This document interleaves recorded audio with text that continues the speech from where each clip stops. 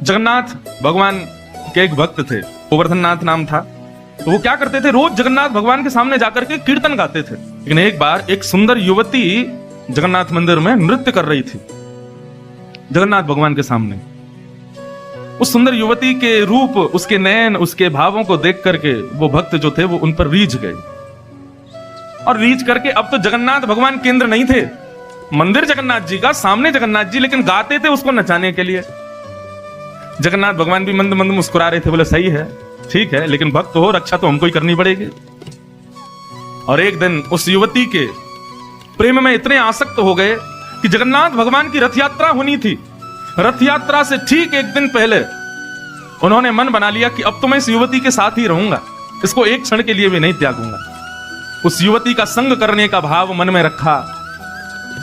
पूरे जगन्नाथपुरी में हवा की तरह बात फैल गई कि भैया वो जगन्नाथ भगवान को कीर्तन सुनाने के लिए गवैया आता था ना, बोले हाँ, बोले वो एक नर्तकी के पीछे पड़ गया है।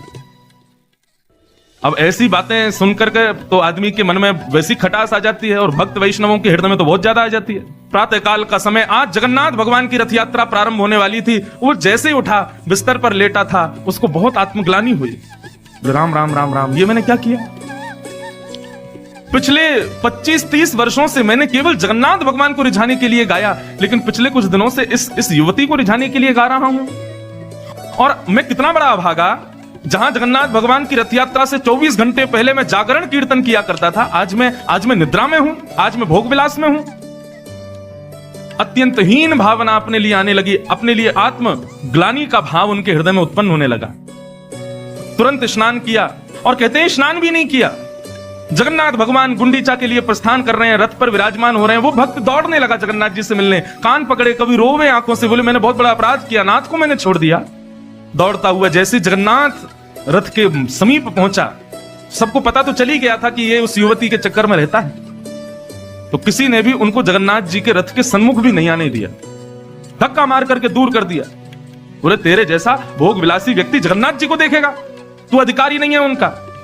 कोने में बैठा है, 4 लोग घेराबंदी करके बैठे हैं कि कहीं ये जगन्नाथ जी के सामने ना चला जाए। और आज तक ये नियम था कि वो जब जगन्नाथ रथ के सामने एक पद गाता था, उसी के बाद रथ चलता था, लेकिन आज उसका वो सुख उससे छीन लिया।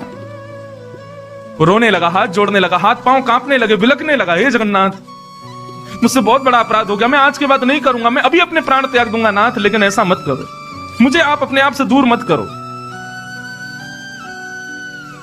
पंडा पुजारियों ने मन बनाया, बोले यहां बैठा रहेगा तो रोता रहेगा, इसको कहीं और फेंक करके आओ।